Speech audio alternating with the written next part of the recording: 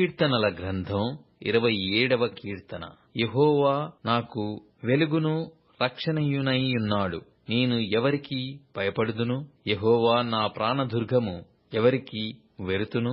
నా శరీర మాంసము తినుటకై దుష్టులు నా మీదికి వచ్చినప్పుడు, నన్ను బాధించు శత్రువులు నా మీదికి వచ్చినప్పుడు, వారు తొట్రిల్లి కూలిరి. నాతో యుద్ధము చేయుటకు దండు దిగినను నా హృదయము భయపడదు. నా మీదికి యుద్ధము రేగినను దీనిలో నేను ధైర్యముగా విడవకుందును. యెహోవా యొద్ద ఒక్క వరము అడిగితిని, దానిని నేను వెదుకుచున్నాను. యెహోవా ప్రసన్నతను చూచుటకును, ఆయన ఆలయములో ధ్యానించుటకును నా జీవితకాలమంతయు నేను యెహోవా మందిరములో నివసింపగోరుచున్నాను.